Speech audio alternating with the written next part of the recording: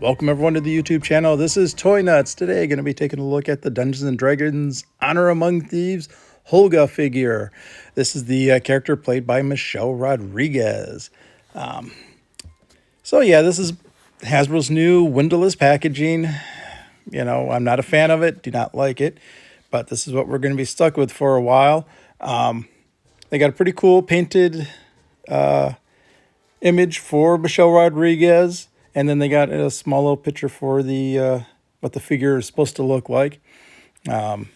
Pretty basic packaging, and that, you know, got their standard warning labels and everything on it. The front, that little gold outline and everything looks really nice. Like I said, I really like the artwork for the character. That looks really cool. And then, of course, like I said, this picture here showing what the figure is supposed to be looking like and what it's supposed to come with. Not too thrilled that it doesn't have any accessories. I do like the side of the package here, so when they're hanging on pegs, you can just quickly look down and you'll be able to pretty much spot who you're looking for, which other figures are on the peg. But yeah, nice little close-up of the front box art. And then when you swing around to the other side here, Hasbro has announced that since anything that's going to standard retail throughout the world will have tri-language packaging, or multi-language packaging, should I say.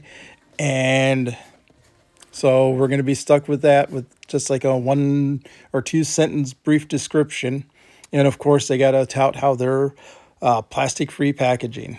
That I really feel that ruins it. The multiple language, they could have used something on the back here, made this a little smaller, and had a full description of what the character is, a basic outline of the character, or something other than what they have.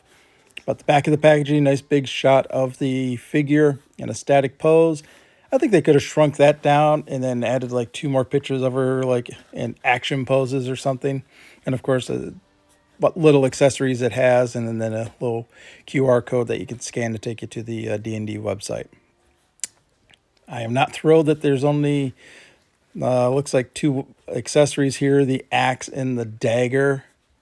Again, as I reviewed before, the Hugh Grant figure from this line, if he had extra hands and maybe an extra head, that would have been really good. But let's take a look at the figure here, and we'll see what she looks like out of the package. All right, one thing you want to do when grabbing these new figures with windowless packaging, check the tape, make sure it hasn't been resealed. That's pretty much a sign that it's been repacked and the figure's out. But open this up. I do give Hasbro credit that the way they've got the box folded, it does hold the figure in pretty tight, so it doesn't really move around. I do like the wax paper holding the figure. Helps protect the paint apps from getting scratched up by being put in the cardboard and through transporting, so that's another little positive. We'll slide the figure out, and I'll take a look at her. All right, initial reaction looks really good, does match the box really good. The face is all right. It kind of looks like Michelle Rodriguez. I think the forehead's too big. I think maybe they should redo the hair. Feels really tight joint-wise. Maybe want to hit it with some warm water. All right.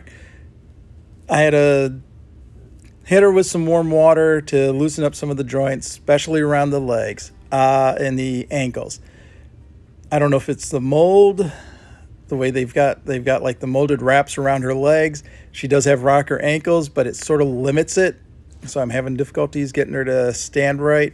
And the other thing I notice is I think it's the hair is sculpted too thick in the back. So that's given her that tilted head downward. No matter what I try, it just doesn't want to lean back. So they made the hair too thick, or they just didn't give her any articulation in the neck to make her look up anymore.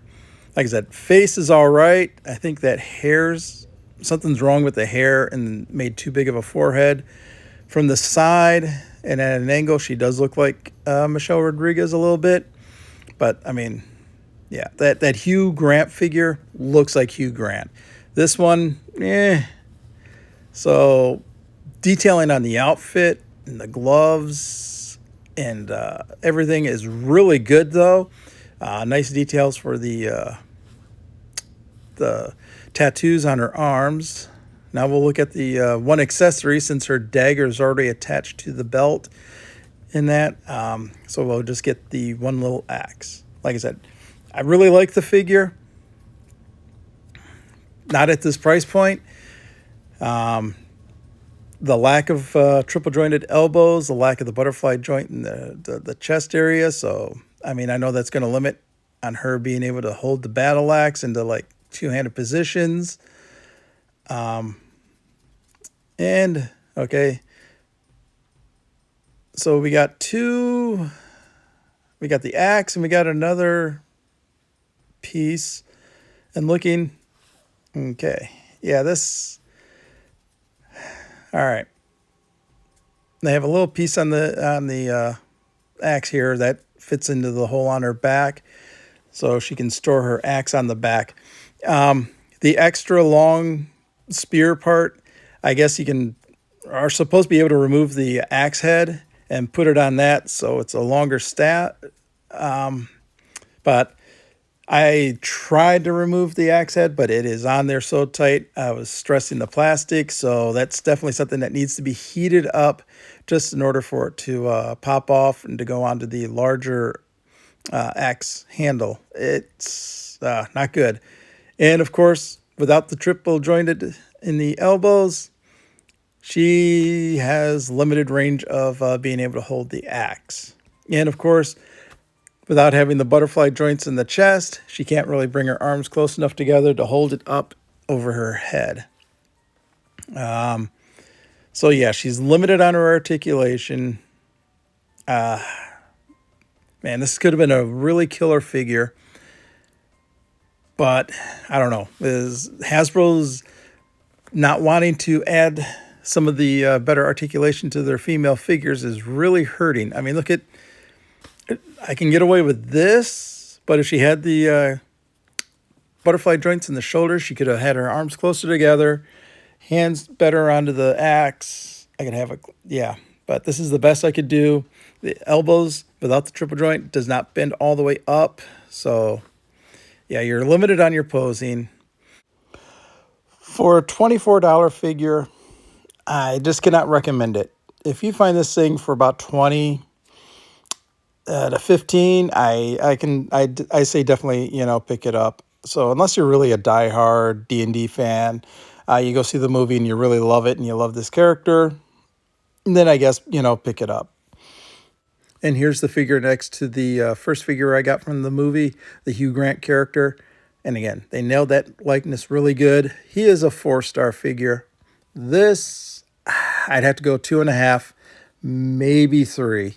Like a butterfly joint, like a triple jointed elbows, the issues with the rocker ankles being blocked by the sculpting on the legs, and of course the head not being able to really be moved up or down too much because of the thickness of the hair really knock it down.